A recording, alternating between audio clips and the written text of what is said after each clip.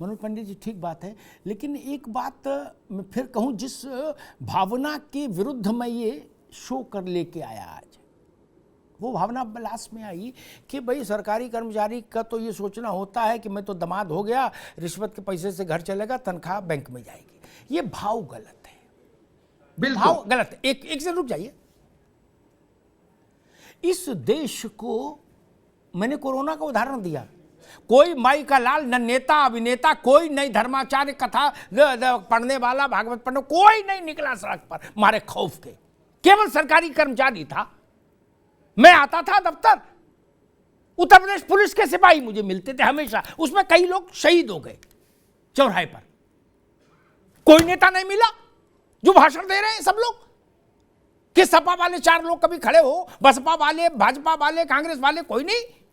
प्राण सूख रहा था सबका। अब कह रहे हैं कि नहीं सरकारी आदमी बेईमान है। हमने लोगों को भर्ती कराया कोरोना में, देश के जितने बड़े हॉस्पिटल हैं सबकी शाखा यहां है, किसी में ताला नहीं खुला था, जिला अस्पताल में भेजना पड़ता था, वहां सफाई कर्मचारी भी काम कर रहा था, जो मानकर चल रहा था कि बचना मुश्किल है, मरना ही होगा, और आप कह रहे हो बेईमान है। नहीं बेईमान सबको नहीं कह भाव भाव वही है ना कि वो सोचता है रिश्वत के पैसे से घर चलेगा, तनख्वाह हो जाएगी। मुझे बताइए सफाई कर्मचारी को कौन सी रिश्वत मिल रही, कौन सी रिश्वत मिल रही थी कोरोना में? तहसील में, राजस्व विभाग में काम करने वाले लोग अनाज बंटवाए कि नहीं बंटवाए, जिसके चलते आप जीत के आए? अनाज के चलते जीते ना, ये बात तो सब मानते, संघ भी मानता है, विपक्षी भी मानते। अनाज किसने बांटा? आपने बांटा। भाजपा गई थी क्या अनाज बांटने? नहीं। दिल्ली में अरविंद केजरीवाल गए थे अनाज बांटने? नो। सरकारी स्कूल के टीचरों ने बांटा, तहसील के कर्मचारियों ने बांटा। आपने क्यों नहीं बांटा? आपको डर लग रहा था। उनको हम बेईमान बताते हैं। नेताओं के शरीर की हिफाजत कौन कर रहा है?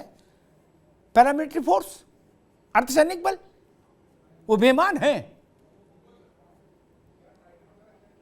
सब दलों के नेता जिस सुरक्षा के अधीन हैं वो अर्धसैनिक बल ही है ना, वो बेईमान है।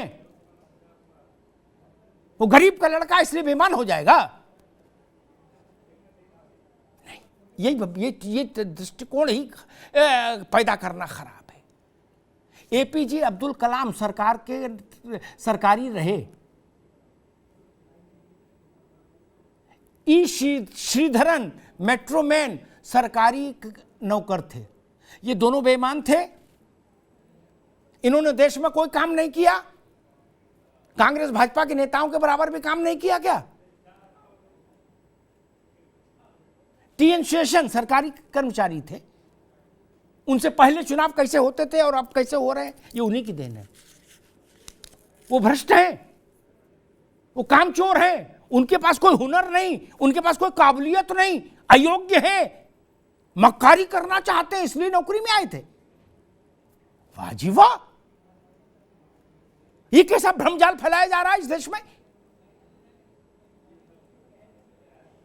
इस देश के तमाम बड़े लोगों की एक लिस्ट बनवा लो, मैं सारे राजनेताओं से कहूंगा, उसमें आज भी 70% लोग सरकारी स्कूल से पढ़ के आए होंगे बचपने में, जो आज देश चला रहे हैं। फिर एक बात कही गई कि उन लोगों के पास कोई हुनर नहीं है। मैं बहुत सम्मान से एक बात पूछूंगा, प्रशांत पाठक से भी, पंडित जी से भी पूछना ना था, उनको राजनीतिक बिरादरी के सामने वो रख दूंगा बस। गांव में बकरी पालन का काम करते करते अचानक आदमी विधायक हुआ, और विधायक होने के बाद साइंस एंड टेक्नोलॉजी का मंत्री बन गया। पंडित जी, पाठक जी, है उसको कुछ पता नहीं एबीसीडी, उसको कुछ नहीं पता एबीसीडी क्या? उसके पास कोई हुनर है, कोई योग्यता है साइंस एंड टेक्नोलॉजी की? जो कपड़ा मंत्री बनता वो कपड़ा का टेक्सटाइल कुछ जानता है एबीसीडी? रक्षा मंत्री को ये पता होता है कि सुखोई का मुंह किधर है, पूंछ किधर है, अगर सुखोई खड़ा कर दें पता होगा। मांडवी ऐसा स्वास्थ्य मंत्री को किसी हार्ट का ऑपरेशन करना हो वो कर देंगे? नहीं ना। कौन चलाता है फिर देश की व्यवस्थाएं? वो सरकारी कर्मचारी ही चलाता है ना। मंत्री जी तो ये कहते हैं भाई देख लेना ठीक ठाक हो, गड़बड़ फंसवा मत देना, बस इतना ही ना। और फिर कहते थे यार मनोज पंडित भेजो, है वो अपनी राजनीतिक चर्चा में व्यस्त हो जाते हैं। काम तो सरकारी कर्मचारी कर रहा है ना, फीता आप काट रहे हो पंडित जी, काम वही कर रहा है। और मुझे पता नहीं कितने लोगों ने विधानसभा और लोकसभा और राज्यसभा का सत्र देखा है, एक पास ले जाके या मीडिया के नाते। मुझे 25 साल लोकसभा राज्यसभा कवर करने का अवसर मिला, 25 साल। मैंने बहुत सारे प्रधानमंत्री देखे, बहुत सारी सरकारें देखी। ऑफिसर्स गैलरी है दोस्त, क्या सत्ता पक्ष की तरफ, उसमें जिस मंत्री को जवाब देना होता है उसके मंत्रालय के 10 अधिकारी आते हैं फाइल लेके, क्योंकि मंत्री जी तो कागज भी उल्टा लगा दो तो वो उल्टे पड़ जाएंगे। अभी हुआ नहीं, एक राज्य में हो गया ना, पढ़ दिए ना। उनके पास योग्यता है, उनके पास हुनर है। मैं समझ नहीं पाता, कल तक जो आदमी पशुधन मंत्री था अचानक से कानून मंत्री हो सकता है, फिर कानून मंत्री से अचानक पेट्रोल मंत्री हो सकता है। इतनी जल्दी तो फ्यूज बदलना, फ्यूज ठीक करना बिजली की नहीं सीख पाता आदमी, वो सब विषयों के जानकार हो जाते हैं आप लोग। और बाकी को जो योग्य है उनको कहते हो ये मक्कार हैं, ये धूर्त हैं। आप लोग कुर्बानी दे रहे हैं। और जो सियाचिन में गोली खा रहा है वो इसलिए कर रहा है कि काम चोरी करे। जो सियाचिन में कुछ वर्ष रहे आता है वो फिर उसके शरीर की स्थिति बहुत खराब हो जाती है पंडित जी, है ना, लंग्स की, हार्ट की, सबकी। इतनी तनख्वाह के लिए कोई प्राण दांव पर नहीं लगाएगा, ठीक है ना। प्राण बहुत बड़ी चीज है, वो देश के लिए प्रेम का जज्बा है कि जान में आदमी दांव पे लगा देता है। उसको ये कह के तो नहीं ठुकराया जाए, उसको लांछित किया जाए कि ये तनख्वाह बैंक में रखेंगे और रिश्वत से काम चलाएंगे। नहीं, नेताओं को सोचना चाहिए उनके कुर्ते में कलफ कहां से लग रहा है, उनकी कितनी तनख्वाह है। और जो एक बार नेता हो गया वो कभी दरिद्रता में तो रहा ही नहीं भारत में। जो एक बार नेता हो गया वो मौज ही मौज ले रहा है। लेकिन ये जो टूल किट फैलाई जा रही है देश में सरकारी कर्मचारी के विरुद्ध, ये इसका प्रतिकार होना चाहिए। हमने वो देश देखा है, क्या डाकिया ने इस देश की सेवा नहीं की? हमारे दुख और सुख की खबरें वही लाता था,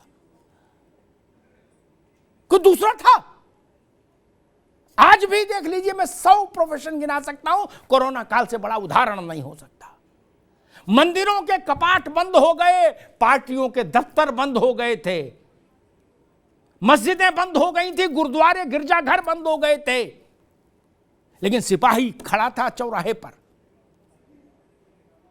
उसको नहीं कोरोना डरा रहा था, उसके व्हाट्सएप पर खबर आती थी, सच बता रहा हूं मनोज जी, कि फला बैचमेट गुजर गया, फला बैचमेट गुजर गया, फिर भी खड़ा रहता था। नेता नहीं निकले, अभिनेता नहीं निकले। इसलिए यह भाव ठीक नहीं। नौकरी कितनी देनी है सरकार तय कर ले, लेकिन समय से मिले, ईमानदारी से मिले, योग्यता का सम्मान हो। और ये भाव, ये अगर कुछ कमियां हैं तो ये जिम्मेदारी तो सरकार के पॉलिटिकल लीडरशिप की है कि सरकारी सेवा में अगर कुछ गुंजाइशें हैं दंड फंद की तो वो बंद की जाए। लेकिन क्या हम उसके लिए सबको चोर कह देंगे? ये ठीक नहीं। सबको अयोग्य कह देंगे, ये ठीक नहीं। अगर वो अयोग्य हैं तो फिर योग्य कौन है? माई का लाल। इसरो वाले भी सरकारी कर्मचारी हैं। दुनिया भर में डंका भारत का बज रहा है कि नहीं? कौन कर रहा है? इस बात को ध्यान रखिए, ये भारत की आत्मा है। राजनीतिक नेतृत्व एक चीज है और तंत्र दूसरी चीज है। दोनों में उत्कृष्टता होगी, दोनों में समन्वय होगा, एक रास्ता होगी तो भारत आगे बढ़ेगा, उससे पहले नहीं। इसलिए ये दुष्प्रचार तत्काल प्रभाव से बंद होना चाहिए। धन्यवाद।